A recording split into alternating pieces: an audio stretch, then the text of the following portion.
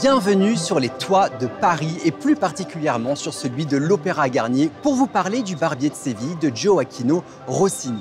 Mais avant de découvrir cette œuvre, j'aimerais vous parler de ce majestueux bâtiment construit par Charles Garnier à partir de 1861 à la demande de Napoléon III et qui fut terminé 14 années plus tard sous la Troisième République.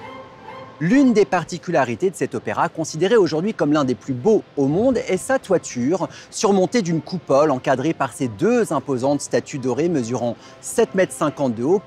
Elle représente d'un côté l'harmonie et de l'autre la poésie. L'harmonie et la poésie, deux arts qui se combinent allègrement dans l'opéra du Barbier de Séville, dont il est question aujourd'hui, une histoire d'amour entre la jeune Rosina et le comte Almaviva, facilité par Figaro, le fameux Barbier de Séville.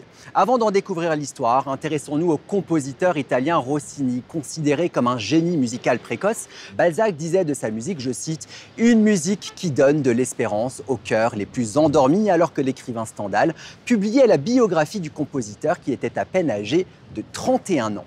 Rossini n'en a d'ailleurs que 23 lorsqu'il imagine le Barbier de Séville, son 17e opéra, et on dit qu'il a composé sa musique en à peine 13 jours. Pour vous mettre dans l'ambiance et avant de rentrer dans l'intrigue de cet opéra, je vous propose d'écouter son ouverture très connue et reprise dans différentes publicités. Elle vous donnera un aperçu de ce qui caractérise la musique de Rossini, immédiatement reconnaissable par son allégresse, sa virtuosité, couplée à un rythme efficace. Extrait.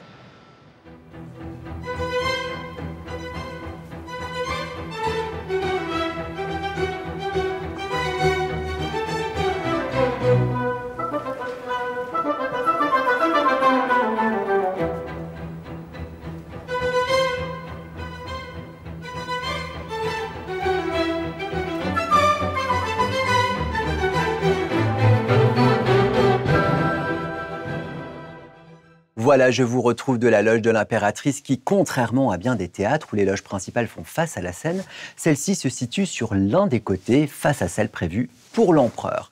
Moins bien placée pour admirer ce qui se passe sur la scène, elle permet néanmoins d'être vue de toute la salle, ce qui à l'époque avait toute son importance bien sûr pour briller en société.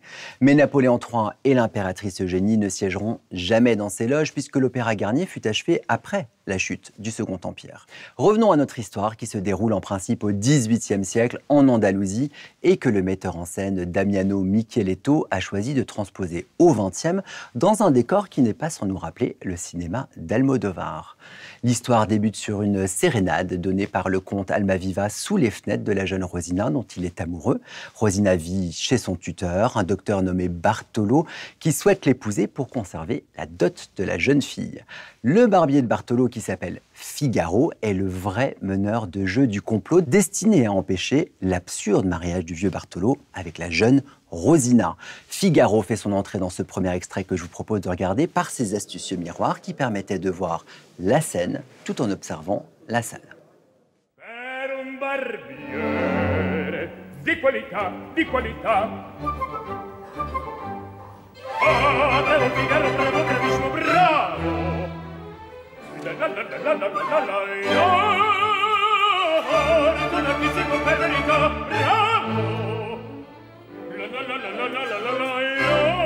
Fortunatissimo per verità.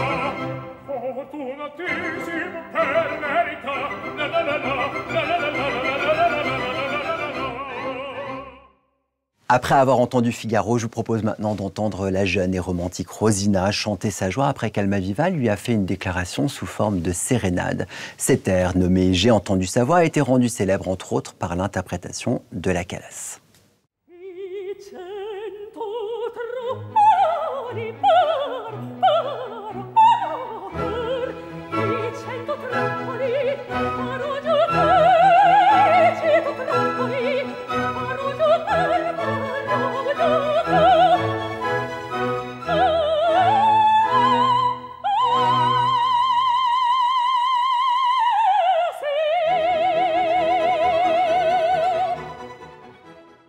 Alors Almaviva, n'ayant plus qu'une idée en tête, celle de se rapprocher de Rosina, cherche plusieurs stratagèmes pour l'approcher.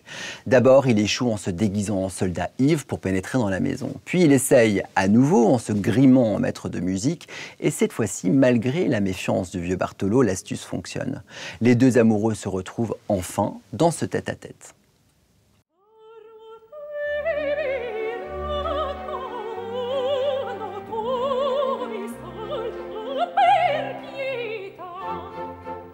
temerti da sicura, non temerti da sicura, sorti amica noi sarà. Tu mi spero, la meta fila, il mio cuore giubilerà.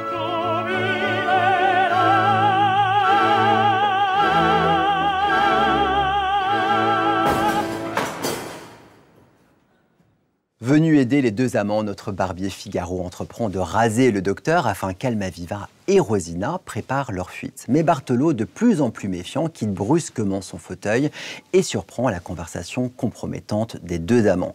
Il entre alors dans une rage folle. Extrait.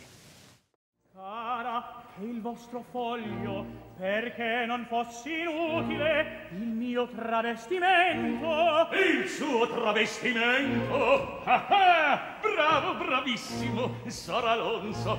Bravo, bravi, pace e gioia, Bricconi, firmati, Bricconi, firmati, Bricconi, a voi tutti quanti, avete giurato di farmi crepare, son buoni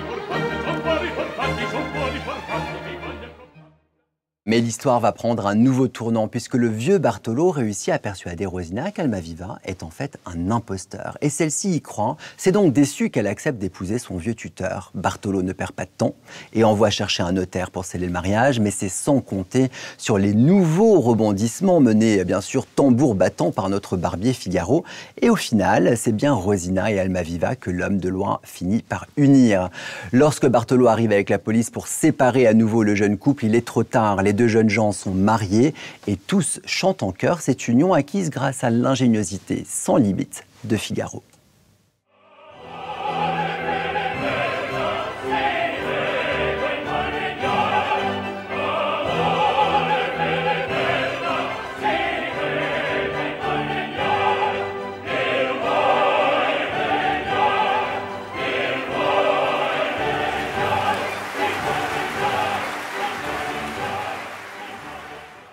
Le Barbier de Séville est une œuvre unanimement saluée aujourd'hui. Pourtant, la première représentation à Rome a été une catastrophe. Sur la scène, le spectacle a tourné au cauchemar. Une corde de la guitare d'Almaviva casse au beau milieu de sa prestation. Un des chanteurs tombe et joue le nez en sang. On a même vu un chat traverser le plateau, semant la confusion. Côté salle, c'est pas mieux. Éclats de rire, cris, sifflets, battements de pieds quasi incessants. Bref, c'est un véritable fiasco. Mais le mauvais traitement que les Romains ont réservé au chef-d'œuvre de Rossini sera de courte durée. Dès le lendemain, la salle applaudit à tout rompre et le Barbier de Séville fera dans la foulée le tour du monde. Voilà, c'est la fin de ce numéro de Maestro. Merci de l'avoir suivi et à bientôt.